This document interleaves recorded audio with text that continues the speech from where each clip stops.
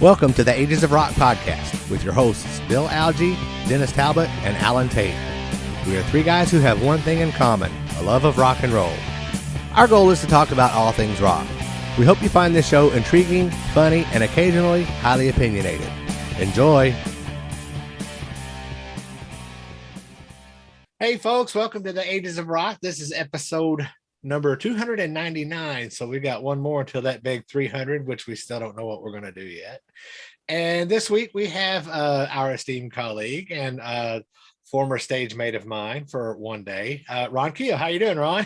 I'm doing fantastic, guys. Thanks for having me. Welcome to the Ages of Rock podcast, and welcome all your listeners and viewers that are out there. Hopefully we'll have a good time and they'll enjoy what we say and do. As you mentioned before we went on camera, we are what? Unprofessional, uneducated.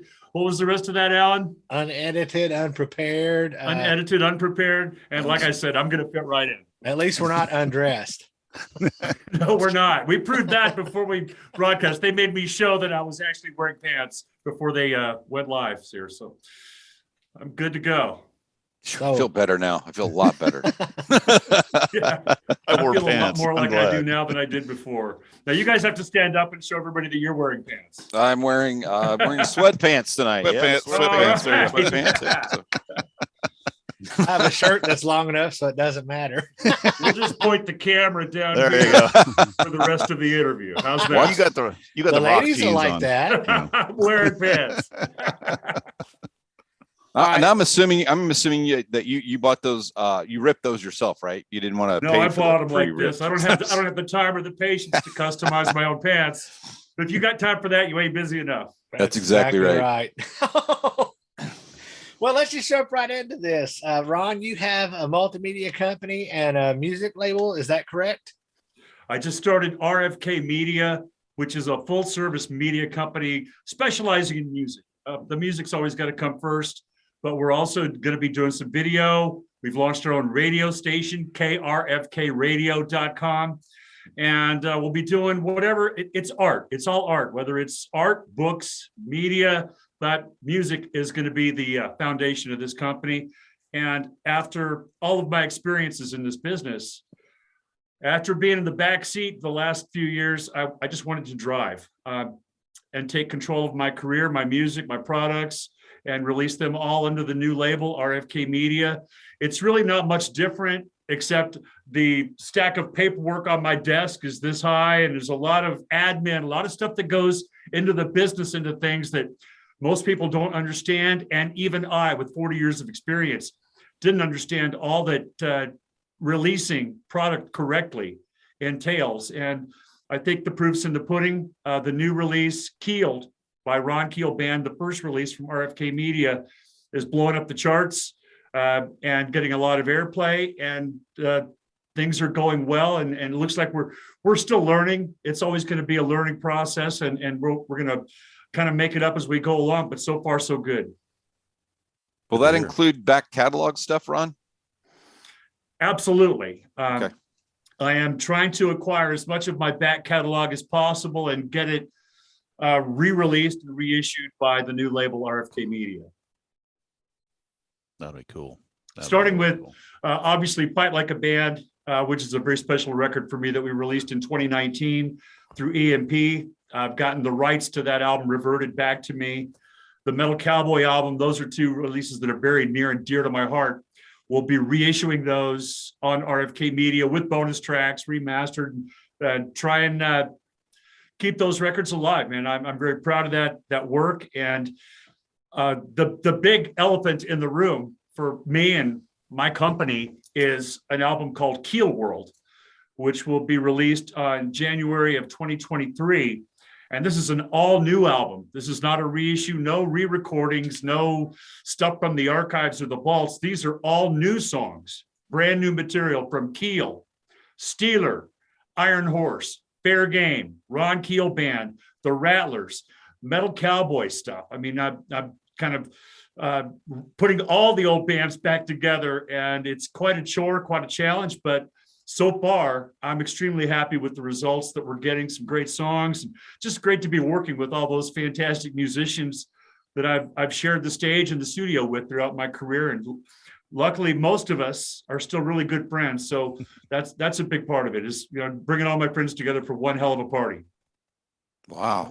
That's good. Well, like I said, and the good thing is too, you got your chops yet. I mean, like I said, we just saw you in Nashville. Was it back when you did the little set there at the Rock and Pod pre-party that night, and you were up there with your acoustic and playing and stuff and like that, and still sounding great.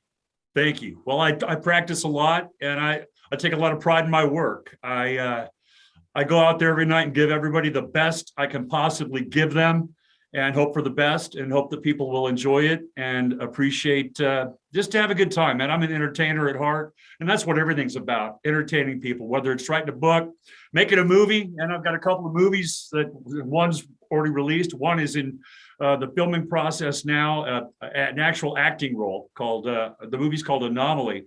And I'm starring in that film as Russell Tate, the leader of a ghost hunting team. Just got back from New York filming the initial scenes for that movie. And so really, but it all comes down to entertaining people and telling stories. Cool.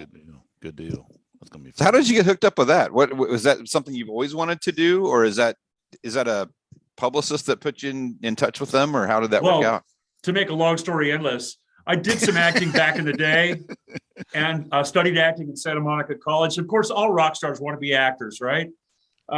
And it's extremely difficult. We watch TV and movies and we think, I could do that. The guy's just walking down the street, or he's just talking. He's just being normal. And it's anything but normal on a movie set.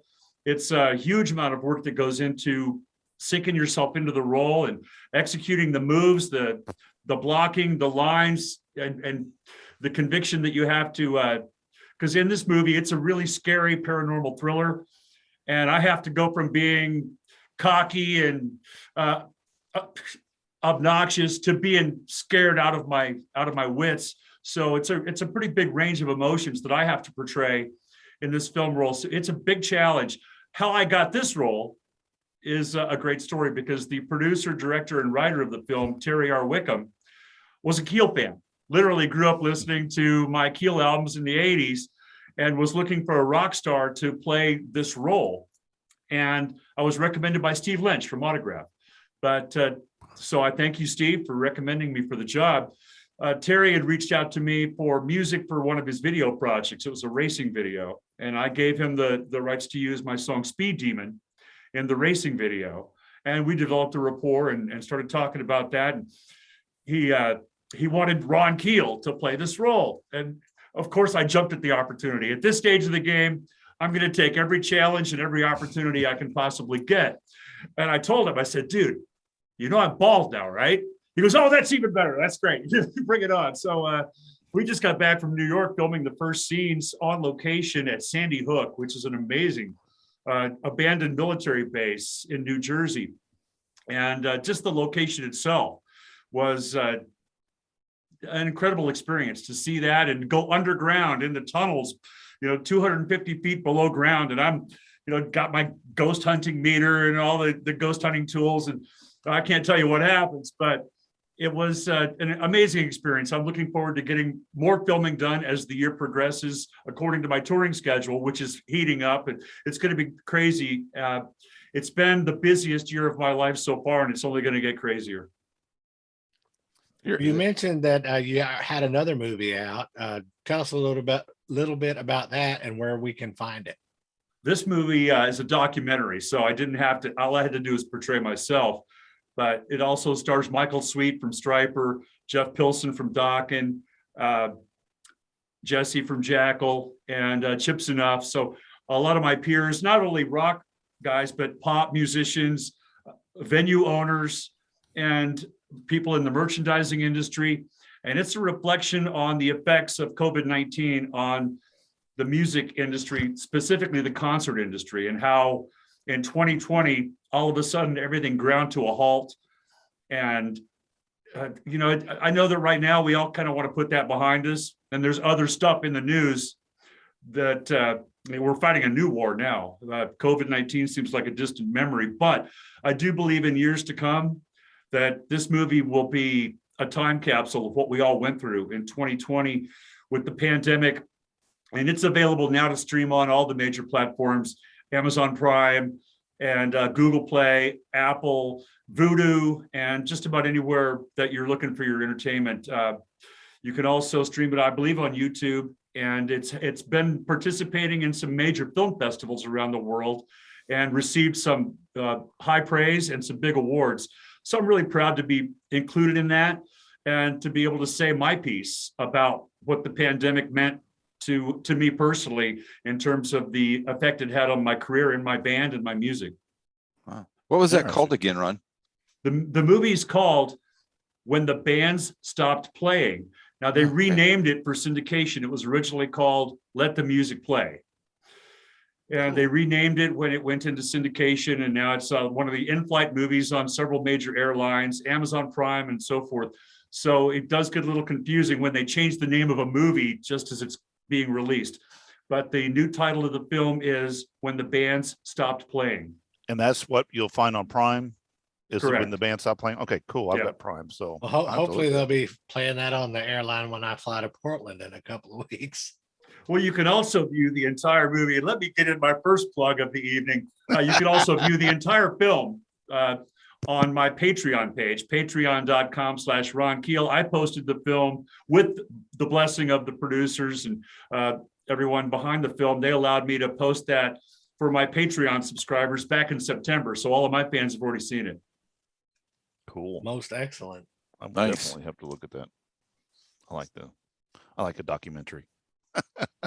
Yeah, it's powerful stuff. It's really well done, and I'm very proud to have participated in that. And like I said, now it seems like a distant memory, but 10 years from now, we're going to look back on that like we do on so many of those big life-changing times and events and eras as to what it meant to us in the long run. And, obviously we're all on to new challenges now. Hopefully that's all in the past and we can move forward now, like you said, and hopefully everybody Yeah. gain momentum. I mean, like this year, it's gangbuster. It's like everybody and their brother.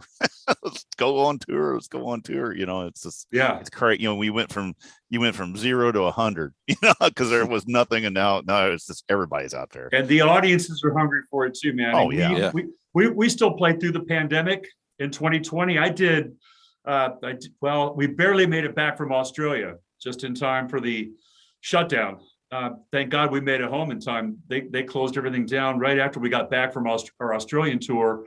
And here in the Midwest where I live, this is Sioux Falls, South Dakota, we never shut down. And we were able to do the fairs and the Sturgis Motorcycle Rally and some other big shows in 2020. But I do think it increased everyone's hunger to enjoy life while you can, because you never know when they're going to lock you down, pull the plug, and take those opportunities away from you. So I think we all have a little deeper understanding of that and appreciation of the good times, and to live each day to the fullest. That's another reason for everything that I'm doing now with RK Media, because we lost a lot of friends along the way the last couple of years, and you never know when your time might be called. So I am living life to the fullest 24/7 now. And that is a big reason why I decided to put together my own record label. As you guys probably know, I was with Highball Music on my last release, South by South Dakota. And the president of the label, Bill Chavis, was a dear friend of mine for a long time, really believed in us and really gave his all for that release. And we had a great rapport and a great relationship. And then he passed away from COVID in August of last year. His wife, Lori, passed away at the same time, literally 2 weeks apart. Wow. And they were the label. I mean, they were Highball Music. So obviously, I had some questions about where I was going next, how I was going to continue going about creating, releasing, writing, recording, performing music. So I felt like the best choice was just to take the bull by the horns and get behind the wheel and try and use all of my experience, my knowledge, and my drive to make the most of this next opportunity. Yeah. Well, like I said, Wow. this isn't your first rodeo either. I mean, just using the cowboy reference. I mean, Yeah, dude, you've been exactly. around. You know the business. And the thing is, instead of letting somebody else try to track the rest of your future, like you said, grab it by the horns and don't go for it. Well, I am a self-proclaimed control freak, and the give and take is that it does take me away from the music. I'm in the studio right now. This is the fan cave. This is everything you see on these walls. It was a gift from fans, and something that goes back a long ways. I could give you a little tour, but the other side, there's a concert stage right here on my right where I can perform, rehearse, and do my thing live. We live stream, and I use that stage area to get ready for performing and doing gigs. There's a recording studio on that side of the room where I do the radio show and voiceover work, singing. I do a lot of music in this room, and but I like this location for interviews because everything you see behind me, and it goes further out both ways. These are all gifts from fans. This is old school, man. This is literally from 1986 or something. This is a wood carved by a kid. His name was Mike Knack, and he's got his phone number on the back. I tried to look him up on Facebook and say, hey, dude, I still got it, but I can't find him. The Metal Cowboy that was carved for me out of wood, a wooden carving. We've got my favorite. This is the yodeling pickle. I mean,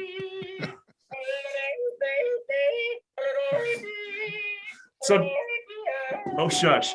Sometimes when we're on tour, I'll sneak out to the stage and put this in the bass player's mic, take his mic down and put this in the place of it. So yeah, everything you see, these are all gifts from fans. Because as this says, you're our people, we're your band. And obviously I'm very appreciative of that relationship with the people that enjoy what I do and continue to buy tickets and albums and merchandise and Patreon subscriptions. But I mentioned my Patreon. It's only $6.99 a month for all access, and you can watch that movie anytime on demand and listen to the radio show. We do live streams. I do a lot of merch giveaways, discounts, live online chat. I'm taking the fans now on a behind the scenes tour of the recording sessions. When I walk into the studio in the morning for the sessions, I've got the camera going and I'm filming everything that happens, taking the fans. They get to hear the songs as they're coming alive in the studio. And I enjoy sharing that stuff with them. I would have never done that before. You had to keep it quiet, keep it under wraps until it's released. But that Patreon experience has become like a family. And it's kind of like coming home to your wife and listen, honey, this is what I did today. And so basically it's 468 people that are All Access members now they're like my family, and I want to share everything I do with them. That's really cool. I mean, I think that's something that is very unique. That's much different than paying, X dollars for a meet and greet. I mean, you're really getting that, the meet and greets are great. Don't get me wrong, but that intimate behind the scenes stuff of trying to, working on recording an album or whatever else. I mean, I thought that's pretty cool stuff. Yeah. In the movie. I'm going to be showing some highlights of the making of the movie. And it really is like a perpetual meet and greet online 24/7. And I love that aspect of it. I never charge for a meet and greet, by the way. I've done it once at Keel Fest in 2019. We charged $20 for the meet and greet, but you get a photo with the entire cast, Keel, Steeler, Ron Keel Band, autographed items. And we really gave them a huge value for that $20. That was the only time I've ever charged for a meet and greet. Nice. Thank you. Yes. And the Patreon members, if you're a member of Patreon, you're going to get more than a meet and greet. You get to come to sound check, hang out with me all day long. We're going to eat pizza on my dime. I'll buy the pizza and the beer, and we just get to hang out. And that's our pre-show meet and greet for the Patreon members. Very cool. Now, I can't do anything about the big show in Hinckley. Oh, that's a big one. That is Rocktember, September 9th and 10th, when Ron Keel Band will be on the bill with Tom Keeper from Cinderella, Winger, Tony Harnell is there, Quiet Riot, Stephen Piercy, Jackal.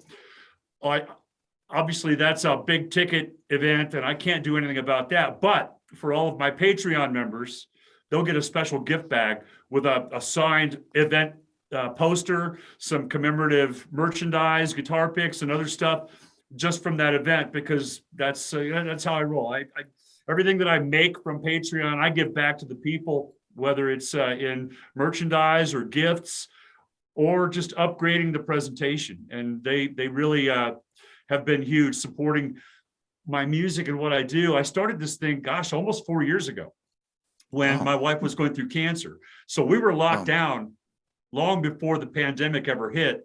We had a house full of masks in 2017. And we were wiping down the light switches and the remote controls, and everything had to be sanitary. We're wearing masks and we were quarantined basically. And I had to go to the guys in the band and tell them, my wife's got cancer. I'm not leaving. We're not going on tour this year. I'm going to stay home and be with her through chemo, radiation treatments, and 12 surgeries. And the guys in the band stuck by me. They got some beer and came over to the house, and we wrote a great album called Fight Like a Band. And I also had to figure out a way to continue working from home in 2017. And that's when I built that Patreon page to entertain people, whether I can leave home or not. You never know. And it's been a real blessing for me. I wake up every morning trying to figure out a way that I can entertain these people today. I'm not going to see them in person until the next gig, but man, I can put something up there today that shows them that I care about them, and maybe hopefully put a smile on their face and entertain some people for a minute. So are those things that you're doing, are you getting coaching or suggestions from Patreon about what you should do with your page, or is this all stuff in your head or things that fans have said, I'd like to see this? Is that, where's that all coming from? No, it is a learning curve. I learned by doing. I realized early on that the fans want the interaction. They want that personal touch, and I try and, I'll come down here literally in the morning. It happened last week. I'm going to rehearse, and I practice 3 hours a day here on the stage that's right behind the screen here. I spend 2 or 3 hours a day practicing, rehearsing, going through the show, going through the songs. But a lot of times I'm just playing and singing, keeping the hands moving, keeping the voice going. And I came down here last week for rehearsal for an acoustic gig that I just did. And I started playing a song that I hadn't played or sung in 25 years. And I just hit the first couple of chords and I said, man, because the song has always been stuck in my head. I love the tune. I haven't done it in a long time. I said, hold on, let's hit record on the camera. And I played it and sung it for the first time in 25 years. Of course, if it had sucked, I might not have posted it, but it came out pretty good. So I shared that with my Patreon members. I just said, here, I miss you guys. I love you. I'm really busy right now. I'm on the road. I'm filming a movie. I'm trying to take care of business. We've got a new release. I'm doing a lot of these fantastic interviews like this one. So I'm really slammed, but I haven't forgotten about you. I love you. I Keel you. And gave them that first thing in the morning with my coffee and the guitar, playing a song for them. I'm not taking any coaching from anybody. I think the fans are my coaches. I work for them. I'm the quarterback, but they're the coach. And I do what they respond to, what they like, what they enjoy. And you're going to get, with a guy like me who's done a lot of different stuff throughout the years, not every fan is going to enjoy every aspect of everything I do. I get that. So I try and give them a little vintage Keel and vintage Steeler. You can watch the first Keel show ever on my Patreon. It's the only place you're going to see it, from April 7th, 1984. Got to keep those old school metalheads happy. But I've got a lot of young fans that are in their 20s and 30s that don't remember that. They weren't alive then. The Keel to them is something something Ron did way back in the day. They're into the Ron Keel band. They're into the new music. They're into the shows that we're doing now. So I've got to keep them satisfied. The radio fans are, that's a whole different market, a whole different audience. The people that enjoy what we do on the streets of rock and roll, my radio show, the podcast, all the other stuff that I do. So it is a very diverse array of posts and content that you'll find on the Patreon page, but that's how we entertain people. You can't eat spaghetti every day, and you can't watch a cowboy movie every day. Sometimes you want to mix it up a little bit, and that's what we do on Patreon. Cool. So talk about your radio show some. So I know you've been doing one for, there you go. Zero beer. It's Bud Zero. I never drink when I do interviews anymore. I learned my lesson, but I am thirsty. I am thirsty. So this is a Bud Zero, non-alcoholic, no sugar, no alcohol, but it does have 50 calories. So it's got we can deal with that. You guys are worth it. Yeah, we have one episode years ago that never was shown because I didn't learn that. I was at a friend's house beforehand. You asked about the radio show, and I appreciate the opportunity to talk about that. This week, I'm celebrating 10 years in radio. I took a break for a few years to do live radio on KBAD 94.5 FM. I was the host of Midday Mayhem on KBAD from 10 a.m. to 2 p.m. And what a great experience that was, doing live radio every day. It's like doing a 4-hour gig. We were very heavily into the fan interaction, social media, taking phone calls on the air and taking requests and mixing the playlist up. And I did learn a lot, but before that and since then, I've hosted my own syndicated show, Streets of Rock and Roll. And I am recording episode 250 tomorrow with my special guest, Steve Vai, this week. It's all built around the interviews. I love being on your side of the microphone and interviewing my heroes and my favorite rock stars and trying to grab some of that compelling content and we keep the interviews short. And then the entire interview is aired on my podcast, which is the Ron Keel podcast on Spotify, Apple, Google, Amazon, everywhere you get your podcasts. And that's where I air the complete, uncensored, uncut, unedited versions of the interviews. But the show has become a showcase for new music. I can't get enough new music onto the playlist each week because there really is a lot of good stuff out there. I don't know how these bands are doing it, but man, my email inbox is overloaded each week with great new heavy hard rock and roll, and I can't play enough of that. Even the new record from Scorpions, my goodness, Black Swan, Crazy Licks. I mean, the list goes on. I can't even name all the bands that I'm excited about and want to share with my listeners. And new music from the heroes, like I mentioned, Scorpions. Thunder is a big favorite of mine. Their PR guy sends me their new single. Whenever I get it, I don't even listen to it. I just put it right into on the playlist. I listen to it with everybody else when it comes on the show. So I enjoy that. It's just another way for me to create something cool, or at least I think it's cool. I create something, share it with people, and entertain them. It's just another way to entertain people and take them on a little journey for an hour each week on the streets of rock and roll. Well, and that's the way that people are going to hear that, because we've said this all along. Rock and roll is not dead. You just got to know where to find it, because mainstream radio is not playing the stuff that you're playing. And we're the same way. We get stuff, people sending us material, and it's like, where have these guys been? I mean, this shit's awesome, and it just, and then we get them out and get interviews with them and stuff. But you have the way to get that music out, and that's cool. Well, it's a give and take thing, because there's some great music being made, but the technology that's available to the modern musician, being able to use Pro Tools, record at home and record remotely and send your files and tracks across the nation or across the world, has allowed us the ability to make records, good records, for a fraction of the budget that we used to have. Now, I'm old school, and so I'm spending a lot of money on my new album because I don't do that home recording thing. I don't do that. I make my blueprints here. I've got a studio where I make demos. I don't record. Very, very, very rarely will I'll cut a master vocal at home for a session or a project. I go to the studio for real and pay a substantial fee to have someone who's a lot smarter, more skilled, and more experienced than me behind the board, making it sound great so that I can just sing and play and be creative, and I don't have to worry about compression levels or audio settings or preamps or any of that stuff. I just want to sing and play, and I do. So I am recording the new album at a professional studio that I found about 40 miles outside of Sioux Falls here, and that's just how I roll. I want to leave that expertise to the guys who really know what they're doing, and just be free to create and all that. But that's a lot of these bands, and I have them on my show. I listen to the record. It's amazing to me that the guys in the band have never even met each other.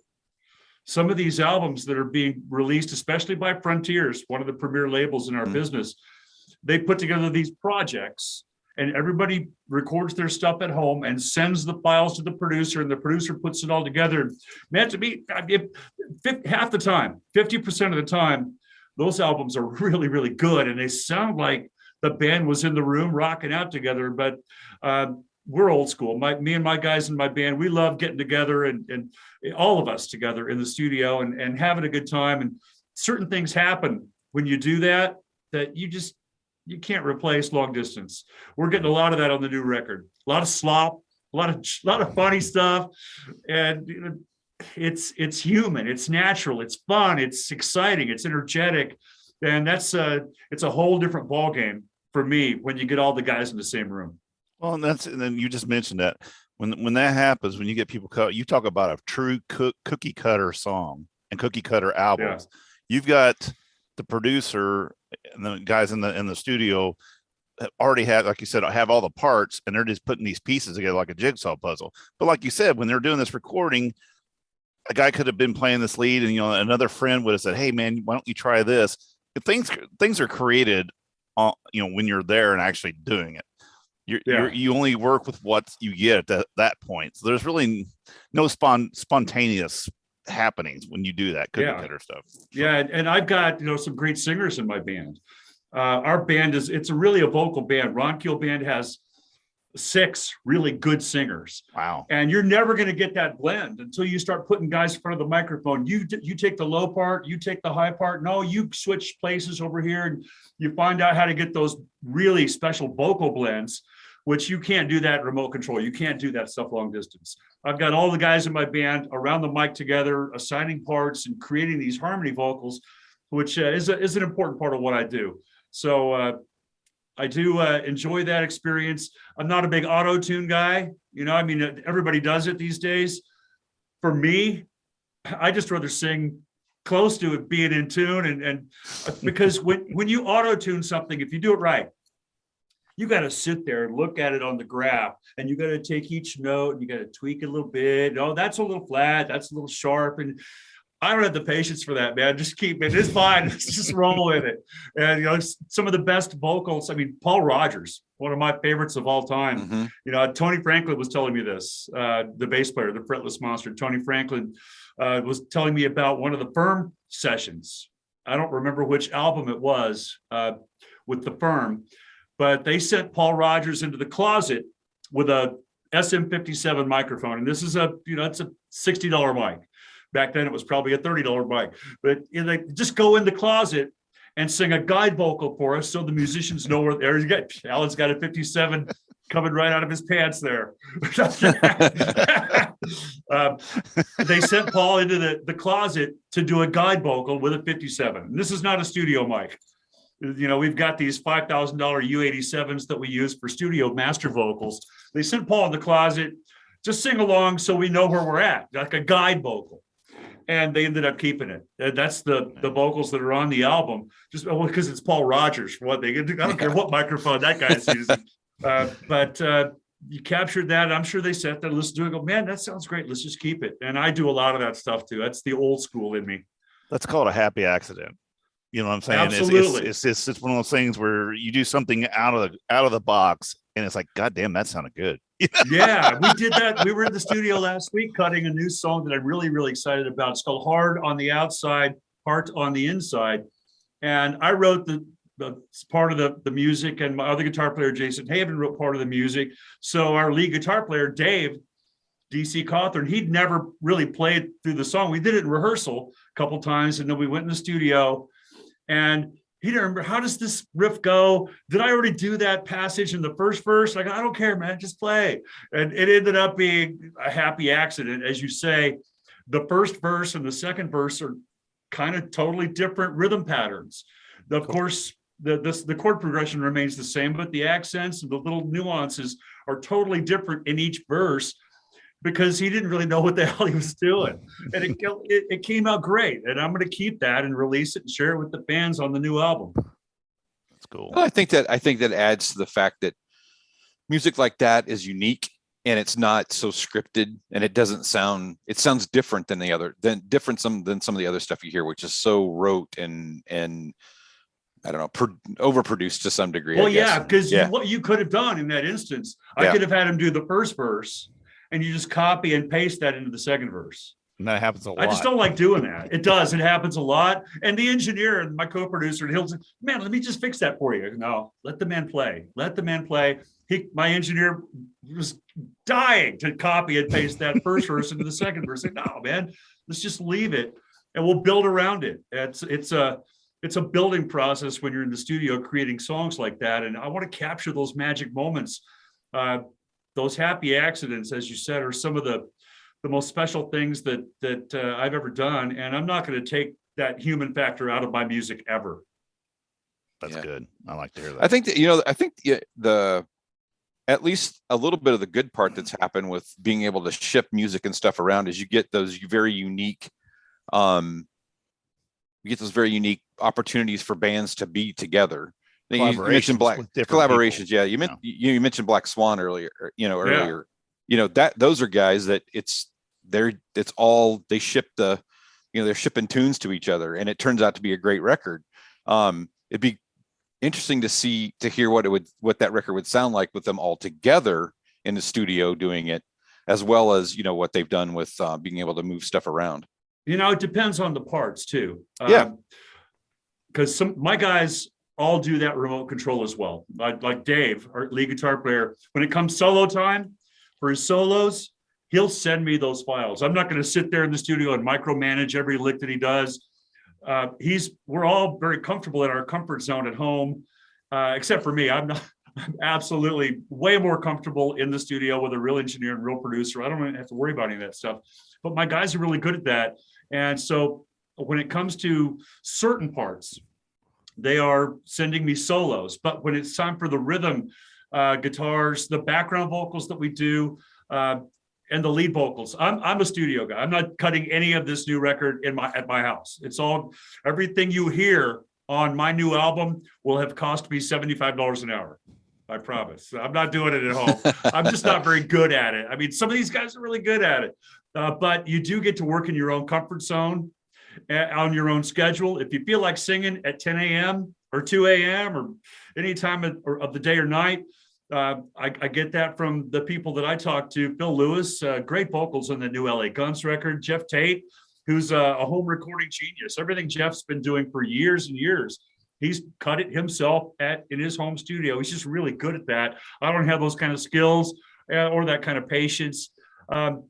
Plus, I find that working with other people around me just puts a little extra pressure on me. When I know that there's an engineer in there in the next room who's got $1 million ears, I sing better, I perform better. I've always liked working with producers, from Gene Simmons to Kevin Beamish, Michael Wagner. Paul Shortino produced the vocals on the Keel reunion album, Streets of Rock and Roll, in 2010. And so, I mean, this is one of the best singers in our business, and a guy whose voice just, it's magic. And I wanted somebody like that on the other side of the glass to produce my voice, not only because he knows a good vocal when he hears it, but he also inspires me to sing better and to do my best. So I enjoy that studio process, being produced, going to the studio, getting out of my house, and creating music that, I've learned how to get results when it comes for a master vocal session. I never leave the studio without getting results, because I'm just a lot of practice. I sucked for the first 3 albums, and I can't stand listening to some of that stuff I did back in the day. And I vowed that I would learn how to walk into the studio and get my head, my diaphragm, my mind, my heart, my soul, my spirit, all on the same page, and do what's best for the song. You're at a much different age than you were back then. So I think that, I mean, just your, I think the value of what you put on that, I think it was good to do those records then, and the time and trying to get out of the studio and all that kind of stuff, probably back then, I think would be, would have been a challenge. Timing is a factor in our lives, our business, our creativity. One thing I love, JJ French, who has just released a fantastic book from Twisted Sister. They didn't make it until they were, 30. I think JJ was 30 when they got their record deal. So they had the chance to cultivate. They went through a lot of hell and cultivate their craft for all those years before Twisted Sister hit it big. I didn't have that luxury. I was 23, I think. If I'd have had the opportunity to get some more experience under my belt before I got my big record deal, I think the records would have been better and I would have been more happy with the results. But I was learning on the job, man. I was all of a sudden I'm in the studio with Gene Simmons producing, and I know the fans love those records and they love those vocals, but you compare them to the new versions of those Keel classics on our new album, Keeled. It's an EP, but it's a CD release called Keeled, where my band, Ron Keel Band, has re-recorded some of those classic Keel 80s songs. There is no comparison vocally. And I share the isolated vocals on Patreon. So where you can go on Patreon and hear the difference just by vocal track with nothing else, no music behind it. That's a world of difference. And I had a lot of practice. I learned how to control my instrument and be a little bit more consistent in the studio and get those results. Back then it was all about screaming really loud and getting that attitude. And I get that too, but I still have the same attitude. I sing a little bit more with more energy, more power, more control, and better tone, better conviction, and still with the same attitude. I'm not mentioning any names, but I'm sorry, but Alan, go ahead. I was just going to say that's pretty cool that you're not afraid to share those isolated vocal tracks, because I know a lot of artists, especially back from the 70s and the 80s, are very what's the word I'm looking for? Sensitive, so they don't want anything. They don't want you to hear anything unless it's absolutely perfect, Nothing's ever perfect. And, recording. I pay extra. I pay extra for my engineer. When we get done, I pay extra. I'll pay you to sit here and give me the isolated vocal tracks, because I want to hear them and I want the fans to hear them.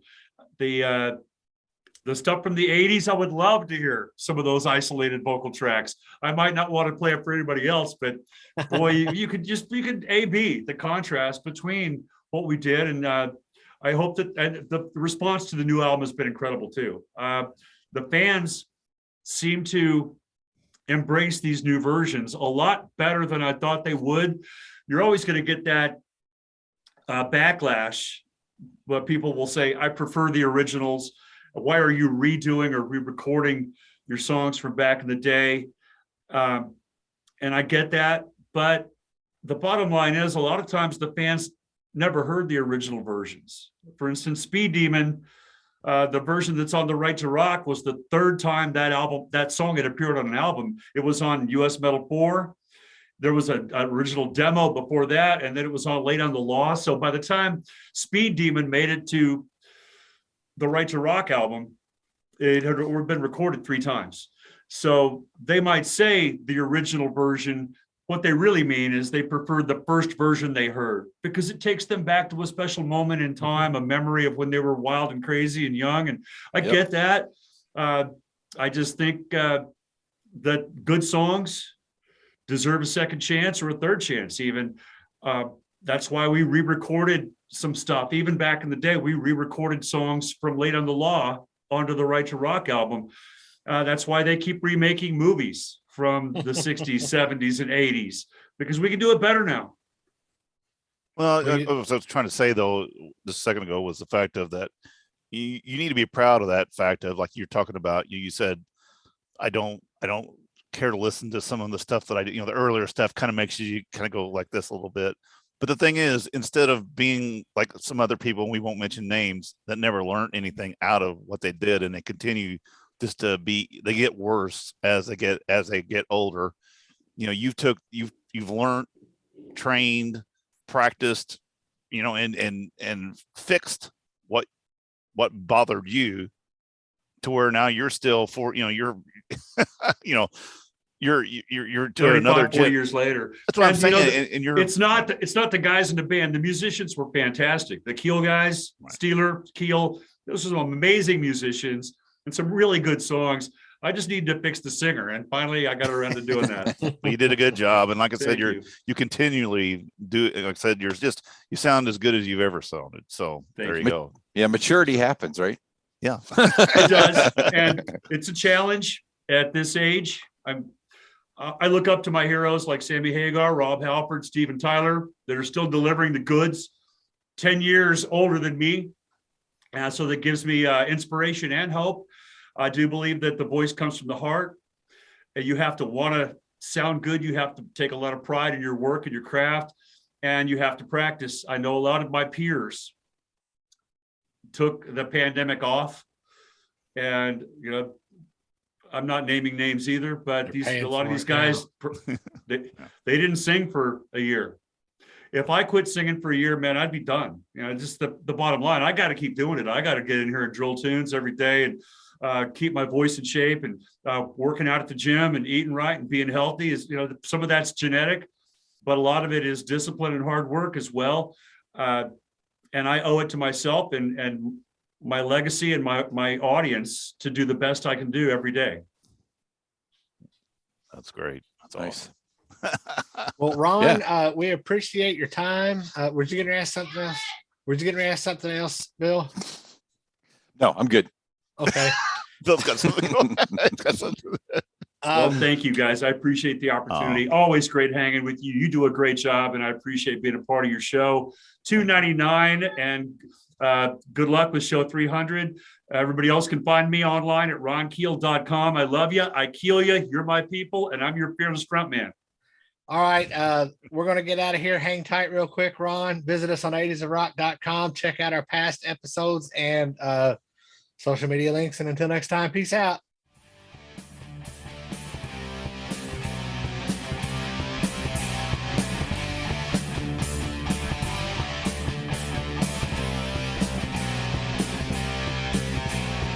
Thanks for listening to the Ages of Rock podcast.